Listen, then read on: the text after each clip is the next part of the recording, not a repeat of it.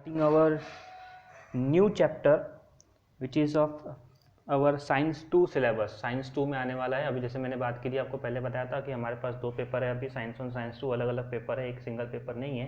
तो अभी साइंस 2 में ये हम लोग पहला चैप्टर स्टडी कर रहे हैं जो आपके बुक में है, chapter number 6। The chapter 6 of your book is included in science 2 syllabus, which is a biology part. Okay, the name of the chapter is classification of plants, and we are going to study this first part. This video is the first part of this chapter. In this part we are going to study about the introductory part of this chapter. ठीक है, तो इसमें हम तीन चीज़ें देखेंगे content में। Revision देखेंगे, सबसे पहले थोड़ा कुछ रिकॉल कर लेंगे, रिवीजन कर लेंगे हम पुरानी चीज़ें जो हमने अभी तक पढ़ी है, that we have studied in the previous standards. Then we will discuss about kingdom Plantae, and after that we will see the basis for classification. How will you classify the plants, on what basis we are going to classify the plants. So first of all, let us recall some basic things. So this is a chart that has been shown here. In this chart you can see that we have shown the classification of living organisms. This chart has been already you have studied in your previous standard, that is in 8th standard. This was the first chapter of your 8th standard. You might remember that living world and microbes is a chapter that you have already studied in your 8th standard. This chart was there also. So remember it, this system was given by Robert Whittaker. Sir Robert Whittaker, he was a naturalist or botanist. So he gave this 5 kingdom classification system. And how did he divided this living organisms? On the basis, on what basis he divided this? He divided the living organisms into two parts, that is prokaryotes and eukaryotes. First, two classes. Prokaryotes are the classes which have primitive type of cell, that is which does not have a nuclear membrane or even cell organelles are absent. So such a cell is called as prokaryotic cell, and the cells which contain well developed nuclear membrane and cell organelles are present is called as eukaryotic cell. So there are 5 kingdoms that we have included in here. So first kingdom, that is Monera, is included in prokaryotic. Second kingdom, that is, so eukaryotes are further divided into two types, that is unicellular and multicellular. Unicellular is the cell which organism which consists of only single cell, one type of cell. Single cell is present in the organism, then you will see, then the organism is called as unicellular. What about multicellular? Multicellular organisms are those organisms which consist of only many cells, means multiple types, multiple number of cells are there. Multicellular organism, many cells are there in the total body of the organism, so it is called as multicellular organism. So unicellular includes protista. Multicellular are further divided into two types, that is with cell wall and without cell wall. So with cell wall is further divided into two types, that is autotroph and heterotroph. Autotrophs are those which produce their own food by themselves by the process of photosynthesis. This includes kingdom Plantae. And then with cell wall, another class is heterotrophs, which depend on other organisms for their food. So they are dependent on other organisms, they are not independent. So these are heterotrophs. This includes the kingdom Fungi. So without cell wall organisms are Animalia. Animalia we will discuss in detail okay. So you have studied till now about 3 kingdoms in your class 8, that is Monera, Protista and Fungi. You have already studied in your 8th standard. In this standard, that is 9th standard, we are going to see the detailed study of kingdom Plantae. So we are going to see only Plantae in this class. So there is a separate complete whole chapter regarding the classification of plants, that is kingdom Plantae. And about kingdom Animalia, you will be studying in detail about kingdom Animalia in your class 10. Okay, so in class 10 you will be studying the Animalia classification. There is a complete separate chapter for it. Now starting with kingdom Animalia, there is a question asked here, which are the special cell organelles that differentiate the plant cell from animal cell? ऐसे कौन से cell organelles होते हैं जो plant cell को differentiate करते हैं animal cell से?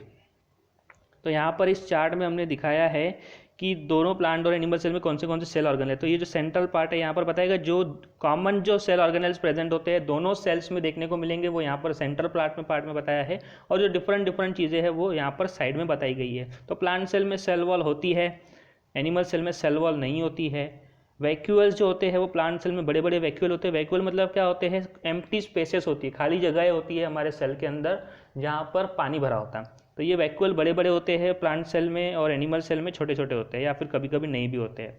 क्लोरोप्लास्ट प्रेजेंट होता है प्लांट सेल में। क्लोरोप्लास्ट हमको पता है एक ऐसा सेल ऑर्गेनेल है जिसके अंदर पिगमेंट प्रेजेंट होता है नाम का, क्लोरोफिल नाम का। क्लोरोफिल क्या करता है? फोटोसिंथेसिस करता है, due to which plants are autotrophic in nature, that is they produce their own food by themselves.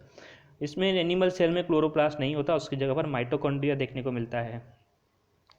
Flagella in only gametes, तो ठीक है, फ्लैजेला जो होती है प्लांट्स के केस में सिर्फ गमेट्स में होती है। फ्लैजेला मतलब क्या होता है? छोटी सी पूंछ होती है ये, जो ऑर्गेनिज्म को या सेल को एक जगह से दूसरी जगह पर मूव करने में हेल्प करती है, मतलब मोटिलिटी के लिए ये हेल्प करती है। तो प्लांट सेल में ये एब्सेंट होता है, सिर्फ गमेट्स जो होते हैं, गमेट्स मतलब क्या, जो रिप्रोडक्टिव सेल्स होते हैं उसमें सिर्फ प्रेजेंट रहेंगे ये फ्लैजेला, और कहीं नहीं देखने को मिलेंगे प्लांट सेल्स में। उसके बाद फ्लैजेला कहाँ प्रेजेंट है आपका? यहाँ पर एनिमल्स में प्रेजेंट है, बहुत सारे एनिमल्स या सेल्स में या माइक्रोबैक्टीरिया माइक्रो ऑर्गेनिजम्स में आपको फ्लैजेला देखने को मिलेगी। ठीक है, तो ये डिफरेंस हो गया, इसका क्वेश्चन का आंसर हो गया। अब हम बात करते हैं यहाँ पर, अगर हम बात करें यहाँ पर अभी किंगडम प्लांटी की इन डिटेल, तो ऐसे ग्रुप ऑटोट्रॉपिक लिविंग ऑर्गेनिजम्स हैं किंगडम प्लांटी में जिनके सेल्स यूकैरियोटिक टाइप के हैं और सेल वॉल इसमें प्रेजेंट होती है। इसमें और क्या बोलेंगे हम? ऑटोट्रॉपिक है, they can perform photosynthesis because of chlorophyll. Chlorophyll नाम का पिगमेंट होता है क्लोरोप्लास्ट के अंदर ग्रीन कलर का, जिसकी वजह से ये क्या करते हैं? फोटोसिंथेसिस प्रोसेस फॉलो करके अपना खाना खुद बनाते हैं। और जैसे कि हमको पता है कि लिविंग ऑर्गेनिजम्स में, जितने भी लिविंग ऑर्गेनिजम्स है, किंगडम प्लांटी जो है वो मेन सोर्स है फूड सप्लाई करने का, क्योंकि प्रोड्यूसर एक ही है।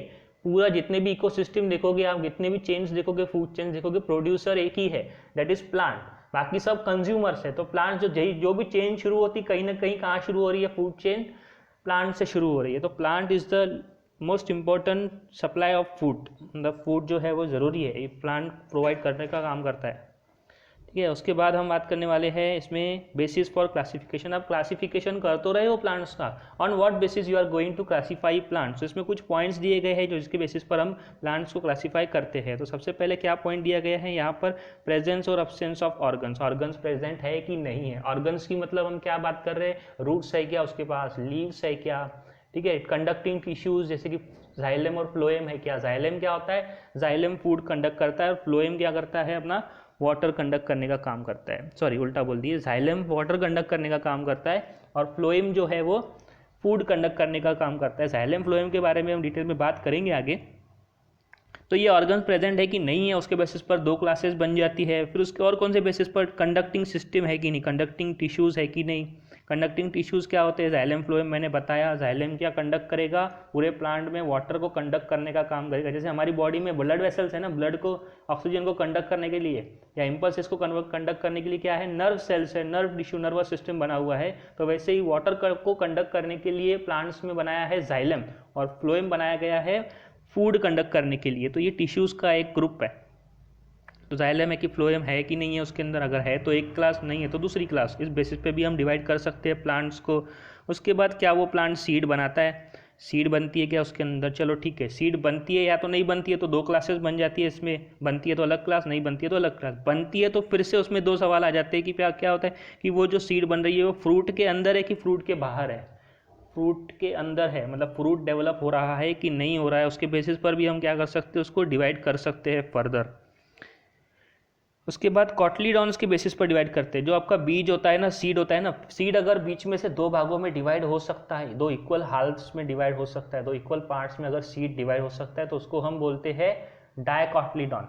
तो ये अलग क्लास हो गई। अगर नहीं हो सकता है बीच में से डिवाइड, तो मोनोकॉटलीडॉन बोलते हैं उसको, ये अलग टाइप का हो गया। तो इस तरीके से हम इसको क्लासीफाई करते जाते हैं प्लांट्स को। हायर लेवल ऑफ क्लासिफिकेशन में क्या होता है? अलग अलग कैरेक्टर्स को हम स्टडी करते हैं, कंसिडर करते हैं। जैसे कि भाई फ्लावर्स उसमें बनते हैं कि नहीं, फ्रूट्स उसमें बनते हैं कि नहीं, सीड्स है कि नहीं है। ठीक है, तो इसको हम बोलते हैं क्रिप्टोगैम या फेनोरोगैम। अगर जो फ्रूट अगर बनता है उसके अंदर फ्लावर फ्रूट अगर कुछ बनता ही नहीं है तो उसको हम क्रिप्टोगैम बोलते हैं। अगर फ्लावर फ्रूट और सीड्स बनते हैं उसके अंदर तो उसको हम फेनोरोगैम बोलते हैं। इसके बारे में हम डिटेल में आगे के पार्ट में स्टडी करेंगे। अब डिपेंड करता है सीड जो है वो फ्रूट के अंदर है कि नहीं है। अगर सीड फ्रूट के अंदर है तो इसको हम क्या बोलेंगे? जिम्नोस्पर्म बोलेंगे। और अगर फ्रूट के अंदर नहीं है तो एंजियोस्पर्म बोलेंगे। इसके बारे में डिटेल में देखेंगे हम। ये सिर्फ इंट्रोडक्टरी वीडियो है, इसके बारे में डिटेल स्ट्रक्चर आपको डिटेल स्टडी है आगे के पार्ट में। एक हम सेपरेट वीडियो बनाएंगे क्रिप्टो गेम्स के ऊपर। क्रिप्टो गेम्स में 3 डिवीजन आते हैं, उसको हम डिटेल में स्टडी करेंगे। फिर उसके बाद एक वीडियो बनाएंगे फाइनेरो गेम्स के ऊपर। फाइनेरो गेम्स में भी 2 डिवीजन आते हैं जिसको हम डिटेल में स्टडी करने वाले हैं। तो अभी सिर्फ इंट्रोडक्शन याद रखना है अपने को। जिम्नोस्पर्म एंड एंजियोस्पर्म में डिवाइड कर दिया on the basis of seed is enclose in the fruit और नॉट। तो अगर फ्रूट के अंदर नहीं है, डायरेक्ट ओपनली ऐसे सीड मिलता है अपने को उस प्लांट के अंदर, तो उसको जिम्नोस्पर्म बोलेंगे। अगर फ्रूट के अंदर अगर सीड्स मौजूद है, जैसे पपैया वगैरह होता है उसके अंदर होता है ना, तो वहाँ पर उसको हम बोलेंगे angiosperm. Angiosperm are further divided into 2 types, monocot and dicot. Monocot on the basis of cotyledon. Cotyledon अगर सिंगल कॉटलीडॉन है, मतलब उसको हम बीच में से डिवाइड नहीं कर सकते, तो उसको मोनोकॉट्स बोलते हैं। और अगर 2 पार्ट में वो डिवाइड हो जाता है तो उसको हम डाइकॉट्स बोलते हैं, ठीक है। उसके बाद थोड़ा सा इंट्रोडक्शन दिया गया एक साइंटिस्ट का 1883 में ईचलर नाम का एक साइंटिस्ट या बॉटनिस्ट आया। उन्होंने किंगडम प्लांटी को 2 सब किंगडम्स में डिवाइड किया, जो कि बने क्रिप्टोगैम और फाइनेरोगैम्स। तो यही हमारा बेसिस होने वाला है इस चैप्टर को स्टडी करने के लिए। तो kingdom Plantae is divided into 2 parts, that is cryptogams and phanerogams, and cryptogams and phanerogams are further divided into different types। तो वो हम आगे की वीडियो में बात करेंगे। इसके लिए थैंक यू।